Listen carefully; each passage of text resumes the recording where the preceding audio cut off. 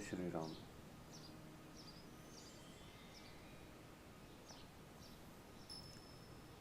सुंदरकांड के बाद महर्षि वाल्मीकि रामायण में युद्ध कांड बताया गया है, जिसमें कि श्री राम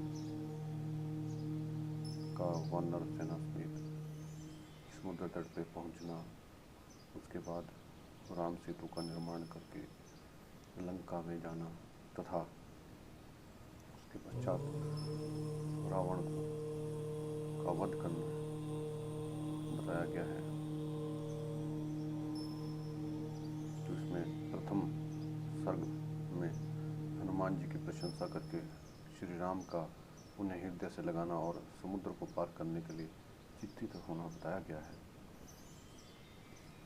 श्रुत्वा हनुमतो वाक्यम यदाविद भाषितम रामः प्रीति सामयुक्तो वाक्य मुदरम ब्रवीत। हनुमान जी के द्वारा यथावत रूप से कहे गए इन वचनों को सुनकर भगवान श्री राम बड़े प्रसन्न हुए और इस प्रकार उत्तम वचन बोले।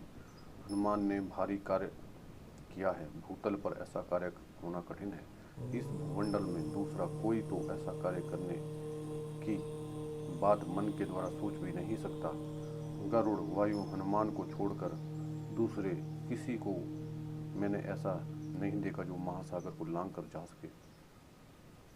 देवता, दानव, यक्ष, गंधर्व, नाग, राक्षस, इनमें किसी के लिए भी जिस पर आक्रमण करना असंभव है तथा जो रावण के द्वारा भली भांति सुरक्षित है, उस लंकापुरी में अपने बल के भरोसे प्रवेश करके वहां कौन जीवित निकल सकता है। जो हनुमान के समान बल पराक्रम से संपन्न ना हो, ऐसा कोई पुरुष राक्षसों के द्वारा सुरक्षित अत्यंत दुर्जय लंका में प्रवेश कर सकता है। हनुमान ने समुद्र लंघन आदि कार्यों के द्वारा अपने पराक्रम के अनुरूप बल प्रकट करके एक सच्चे सेवक के योग्य सुग्रीव का बहुत बड़ा कार्य संपन्न किया है। जो सेवक स्वामी के द्वारा किसी दुष्कर कार्य में नियुक्त होने पर उसे पूरा करके तदनुरूप दूसरे कार्य को भी संपन्न करता है वह सेवकों में उत्तम कहा गया है। जो एक कार्य में नियुक्त होकर योग्यता और सामर्थ्य होने पर भी स्वामी के दूसरे प्रिय कार्य को नहीं करता, स्वामी ने जितना कहा है उतना ही करके लौट आता है, वह मध्य श्रेणी का सेवक बताया गया है। और जो सेवक मालिक के किसी कार्य में नियुक्त होकर अपनी योग्यता और सामर्थ्य होते हुए भी उसे सावधानी पूर्वक नहीं करता, वह अधम कोटि का कहा गया है। हनुमान ने स्वामी के एक कार्य में नियुक्त होकर उसके साथ ही दूसरे महत्वपूर्ण कार्यों को भी पूरा किया है। अपने गौरव में भी कमी नहीं आने दी, अपने आप को दूसरों की दृष्टि में छोटा भी नहीं बनने दिया और सुग्रीव को भी पूर्णतः संतुष्ट कर दिया। आज हनुमान ने विधेय नंदनी सीता का पता लगाकर उन्हें अपनी आंखों से देखकर धर्म के अनुसार मेरी समस्त रघुवंश की और महाबली लक्ष्मण की भी रक्षा की है। आज मेरे पास पुरस्कार देने योग्य वस्तु का अभाव है। यह बात मेरे मन में कसक पैदा कर रही है कि यहाँ जिसने मुझे ऐसा प्रिय संवाद सुनाया उसका मैं कोई वैसा प्रिय कार्य नहीं कर पा रहा हूँ। इस समय इन महात्मा हनुमान को मैं केवल अपना प्रगाढ़ आलिंगन प्रदान करता हूँ, क्योंकि यही मेरा सर्वस्व है। ऐसा कहते कहते रघुनाथ के अंग प्रत्यंग प्रेम से पुलकित हो गए और उन्होंने अपनी आज्ञा के पालन में सफलता पाकर लौटे हुए पवित्र आत्मा हनुमान जी को हृदय से लगा लिया। फिर थोड़ी देर तक विचार करके रघुवंश शिरोमणि श्री राम ने वानर राज सुग्रीव को सुनाकर यह बात कही। बंधुओं, सीता की खोज का काम तो सुचारू रूप से संपन्न हो गया, किंतु समुद्र तक की दुरुस्तता का विचार करके मेरे मन का उत्साह फिर नष्ट हो गया है। महान जल राशि से परिपूर्ण समुद्र को पार करना तो बड़ा कठिन काम है। यहाँ एकत्र हुए वानर समुद्र के दक्षिणी तट पर कैसे पहुँचेंगे। मेरी सीता ने भी यह संदेह उठाया था, जिसका वृतांत अभी अभी मुझसे कहा गया है। इन वानरों के समुद्र के पार जाने के विषय में जो प्रश्न खड़ा हुआ है, उसका वास्तविक उत्तर क्या है। हनुमान जी से ऐसा कहकर शत्रुसूदन महाबाहु श्री राम शोकाकुल होकर बड़ी चिंता में पड़ गए। तम तु शोक परिभुन रामम दशरथ तमजन्म उवाच वचनम श्रीमान सुग्रीवा शोक नाशनम। इस प्रकार शोक से संतप्त हुए दशरथ नंदन श्री रघुराम से सुग्रीव ने उनके शोक का निवारण करने वाली बात कही। वीरवर, आप दूसरे साधारण मनुष्यों की भांति क्यों संताप कर रहे हैं। आप इस तरह चिंतित ना हो। जैसे कृतघ्न पुरुष सौहार्द को त्याग देता है, उसी तरह आप भी संताप को छोड़ दे। रघुनंदन, जब सीता का समाचार मिल गया है और शत्रु के निवास स्थान का पता चल गया, तब मुझे आपके दुख और चिंता का कोई कारण नहीं दिखाई देता है। रघुकुल भूषण, आप बुद्धिमान, शास्त्रों के ज्ञाता, विचार कुशल और पंडित हैं। आप कृतात्मा पुरुष की भांति इस अर्थ दूषक प्राकृत बुद्धि का परित्याग कर दीजिए। बड़े बड़े नावों से भरे हुए समुद्र को लांघकर हम लोग लंका पर चढ़ाई करेंगे और शत्रु को नष्ट कर डालेंगे। जो पुरुष उत्साह शून्य, दीन और मन ही मन शोक से व्याकुल रहता है, उसके सारे काम बिगड़ जाते हैं और बड़ी भारी विपत्ति में पड़ जाता है।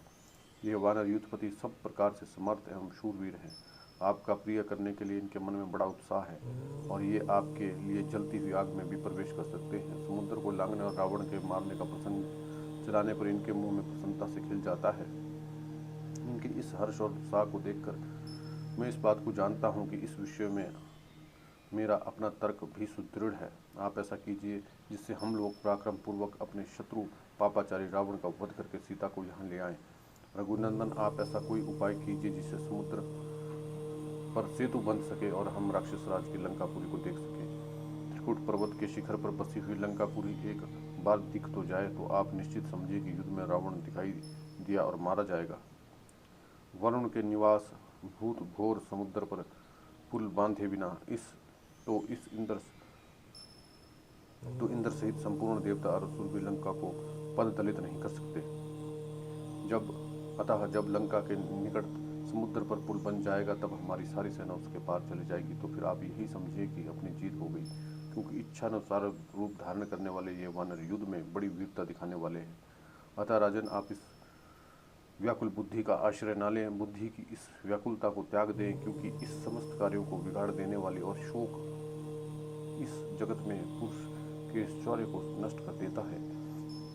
मनुष्य को जिसका आश्रय लेना चाहिए, उस शौर्य का वो अवलंबन करे, क्योंकि वह कर्ता तो शीघ्र ही अलंकृत कर देता है, उसके अभिष्ट फल की भी सिद्धि करा देता है। अतः महाप्राज्ञ श्री राम, आप इस समय तेज के साथ धैर्य का धारण करें। किंतु कोई वस्तु खो गई हो या नष्ट हो गई हो, इसके लिए आप जैसे शूरवीर महात्मा पुरुष का शोक नहीं करना चाहिए, क्योंकि शोक सब कामों को बिगाड़ देता है। आप बुद्धिमानों में श्रेष्ठ, संपूर्ण शास्त्रों के मर्मज्ञ, अतः हम जैसे मंत्री एवं सहायकों के साथ रहकर अवश्य ही शत्रु पर विजय प्राप्त कर सकते हैं।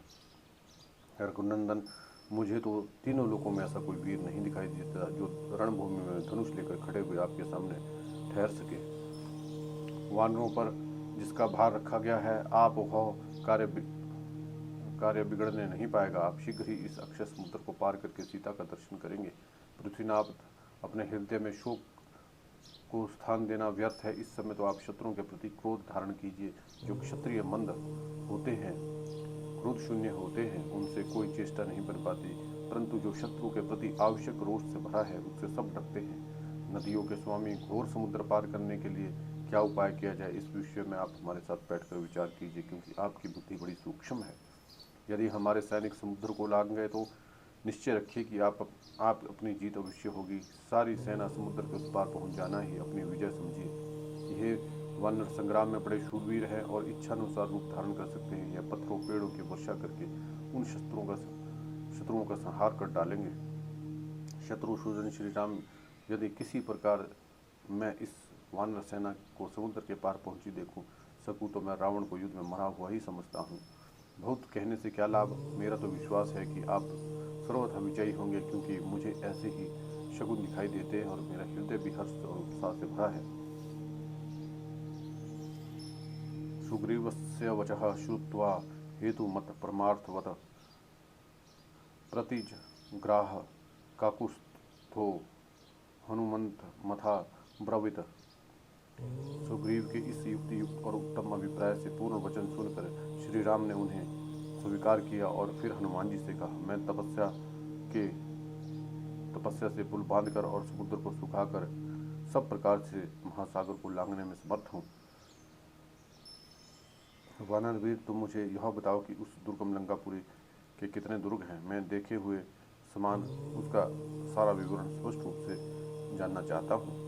तुमने रावण की सेना का प्रमाण पुरी के दरवाजों को दुर्गम बनाने का साधन, लंका की रक्षा के उपाय और राक्षसों के भवन सबको सुखपूर्वक यथावत रूप से वहाँ देखा है, अतः उनका ठीक ठीक वर्णन करूँ, क्योंकि तुम सब प्रकार से कुशल हो।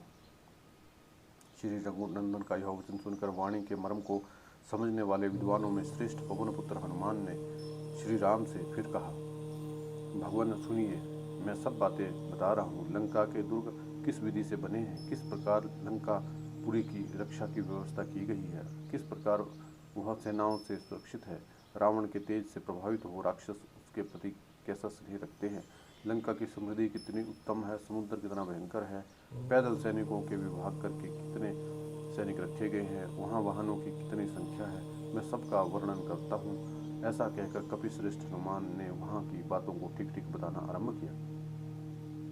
प्रभो, लंकापुरी हर्ष और आमोद प्रबोध से परिपूर्ण है। वह विशालपुरी मतवाले हाथियों से व्याप्त और असंख्य रथों से भरी हुई है। राक्षसों के समूह समुदाय उसमें निवास करते हैं। उस पुरी के 4 बड़े बड़े दरवाजे हैं जो बहुत लंबे और चौड़े हैं। उसमें बहुत ही मजबूत किवाड़ लगे हैं और मोटी मोटी अर्गलाएँ हैं। उन दरवाजों पर बड़े विशाल और प्रबल यंत्र लगे हैं जो तीर और पत्थरों के गोले बरसाते हैं। उनके द्वारा आक्रमण करने वाली शत्रु सेना को आगे बढ़ने से रोका जाता है। जिन्हें वीर राक्षसगणों ने बनाया है, जो काले लोहे के बने हुए भयंकर और तीखी तथा जिन अच्छी तरह से संस्कार किया गया है, ऐसे सैकड़ों शतघनियाँ लोहे के कांटों से भरी हुई 4 हाथ लंबी गदाएं उन दरवाजों पर सजाकर रखी गई हैं।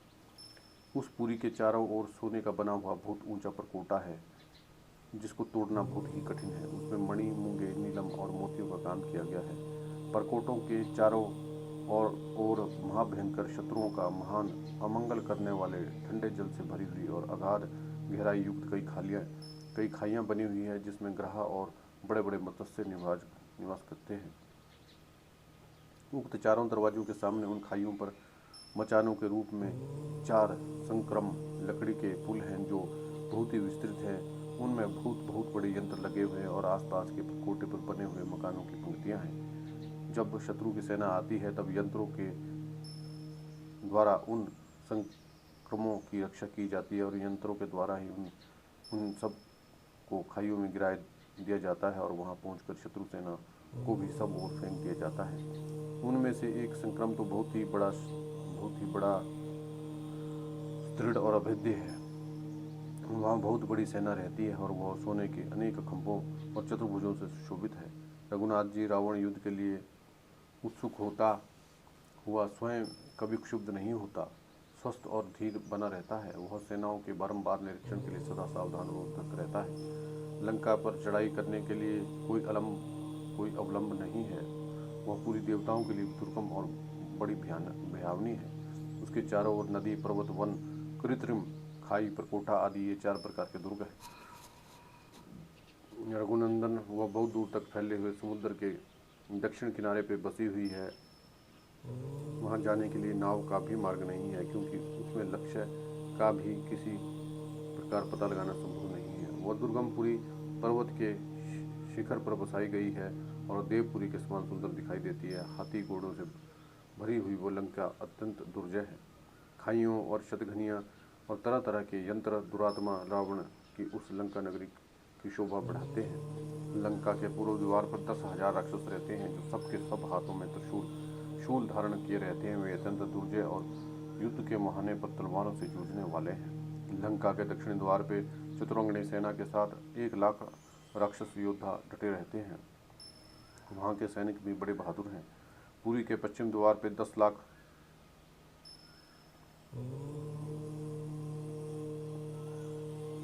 राक्षस निवास करते हैं। वे सब के सब ढाल और तलवार धारण करते हैं और संपूर्ण अस्त्रों के ज्ञान में निपुण हैं। उस पुरी के उत्तर द्वार पर 10 करोड़ राक्षस रहते हैं। इनमें कुछ तो रथी हैं और कुछ घुड़सवार हैं। वे सब उत्तम कुल के उत्पन्न अपनी वीरता के लिए प्रशंसित है। लंका के मध्य भाग की छावनी में सैकड़ों दुर्जय राक्षस रहते हैं, जिनकी संख्या 1 करोड़ से भी अधिक है। किंतु मैंने उन सब संक्रमणों को तोड़ डाला और खाइयाँ पाट दी है। लंकापुरी को जला दिया है और उस पर कोठों को भी धराशायी कर दिया है। इतना नहीं, वहाँ के विशालकाय राक्षसों की सेना का 1/4 भाग नष्ट कर दिया है। हम लोग किसी न किसी मार्ग और उपाय से एक बार समुद्र पार कर लें तो लंका को वानरों के द्वारा नष्ट हुई ही समझिए। अंगद्वित, मेंद, जामवान, पनस, नल और सेनापति नील इतने ही वानर लंका विजयी करने के लिए प्राप्त हैं। बाकी सेना को लेकर आपको क्या करना है? रघुनंदन, ये अंगद आदि वीर आकाश में उछल कूदते हुए रावण की महापुरी लंका में पहुंचकर उसे पर्वत, वन, खाई, दरवाजे पर कोठे मकानों सहित नष्ट करके सीता जी को यहाँ ले आएंगे। ऐसा समझकर आप शीघ्र ही समस्त सैनिकों को संपूर्ण आवश्यक वस्तुओं का संग्रह करके कूच करने की आज्ञा दीजिए और उचित मुहूर्त से प्रस्थान की इच्छा कीजिए। हनुमान जी के वचन को क्रमशः यथावत रूप से सुनकर सत्य पराक्रमी महातेजस्वी भगवान श्री राम ने कहा, हनुमान, मैं तुमसे सच कहता हूँ, तुमने उस भयानक राक्षस की जिस लंकापुरी का वर्णन किया, मैं उसे शीघ्र ही नष्ट कर डालूंगा। सुग्रीव, तुम इसी मुहूर्त में प्रस्थान की तैयारी करो। सूर्यदेव दिन के मध्य में पहुंचे हैं, इसलिए विजय नामक मुहूर्त में हमारी यात्रा उपयुक्त होगी। रावण सीता को हर ले जाए, किंतु वह जीवित बचकर कहाँ जाएगा? सिद्ध आदि मुहूर्त से लंका पर मेरी चढ़ाई का समाचार सुनकर सीता को अपने जीवन की आशा बंध जाएगी। ठीक उसी तरह जैसे जीवन का अंत उपस्थित होने पर यदि रोगी अमृत का स्पर्श ले और अमृतोपम द्रव्य औषधि को पी ले तो जीने की इच्छा हो जाती है।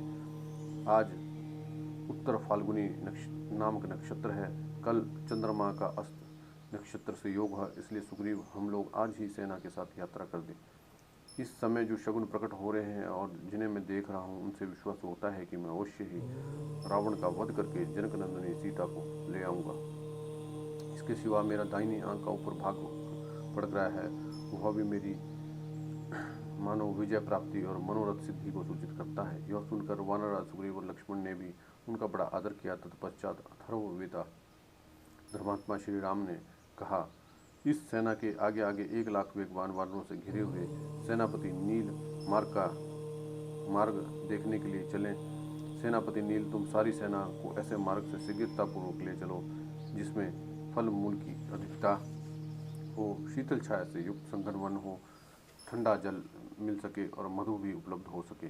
संभव है दुरात्मा राक्षस रास्ते के फल मूल और जल को विष आदि से दूषित करते, अतः तुम लोग मार्ग में सतत सावधान रहकर इन वस्तुओं की रक्षा करना। वानरों को चाहिए कि जहाँ गड्ढे, दुर्गम वन और साधारण जंगल हों, वहाँ सब और कूद फांद कर यह देखते रहें कि कहीं शत्रुओं की सेना तो छिपी नहीं है।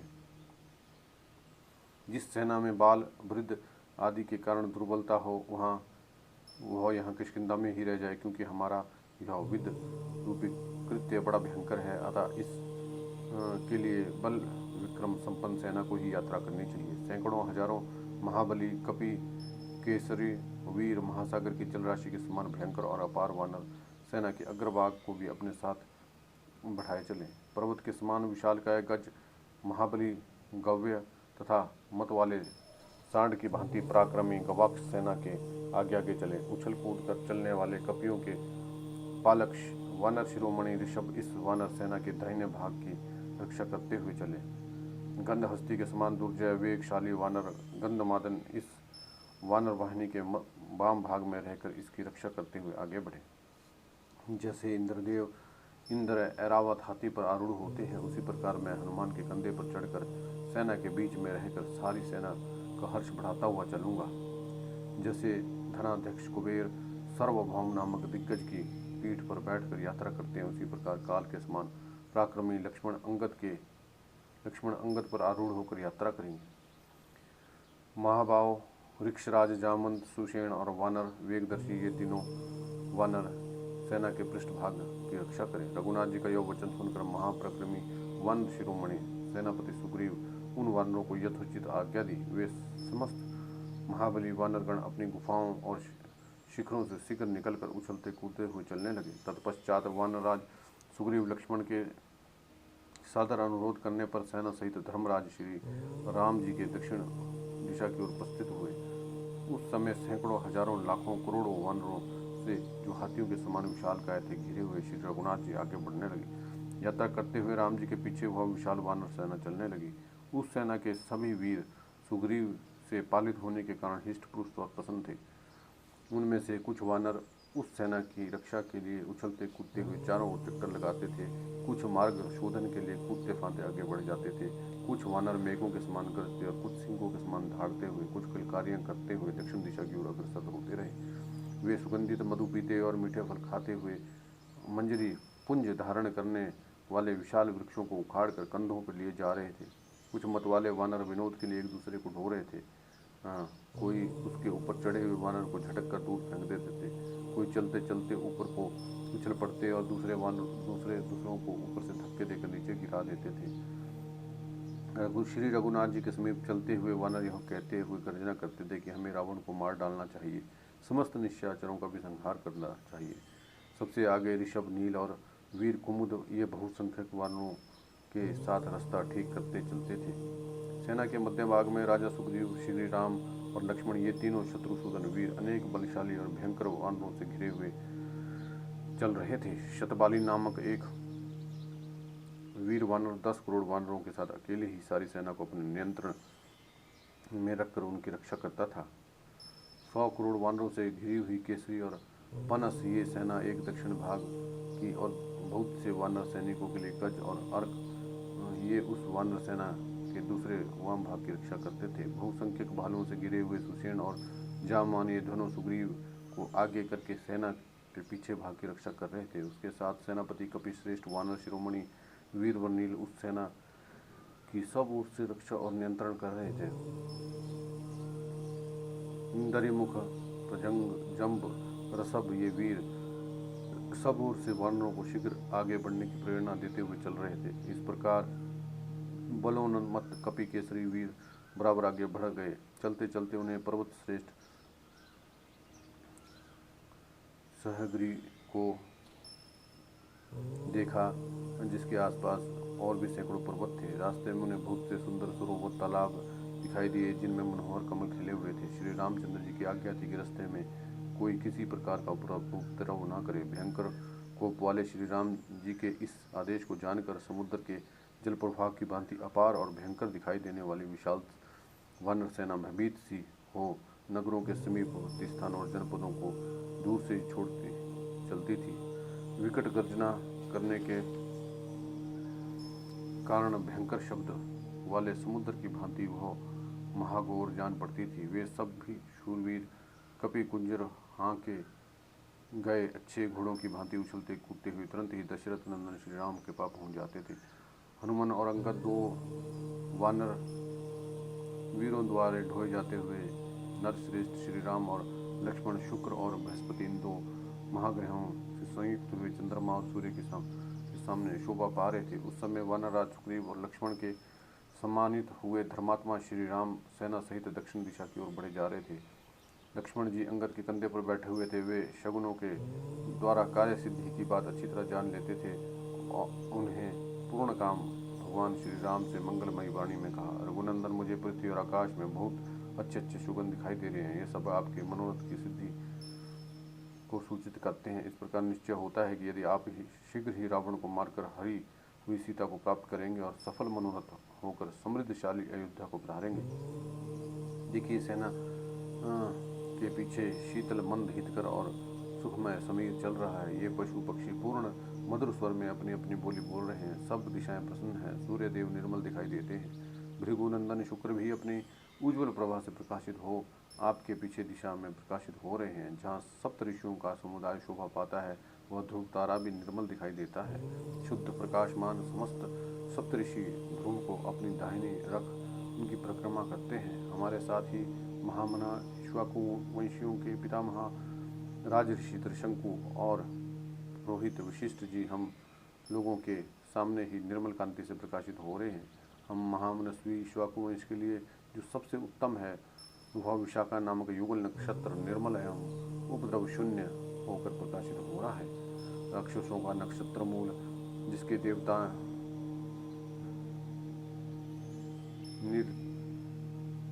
रीति हैं अत्यंत पीड़ित हो रहा है। उनका मूल का नियामक धूमकेतु से आक्रांत होकर संतापी होकर भागी हो रहा है। यह सब कुछ राक्षसों के लिए विनाश के लिए ही उपस्थित हुआ है।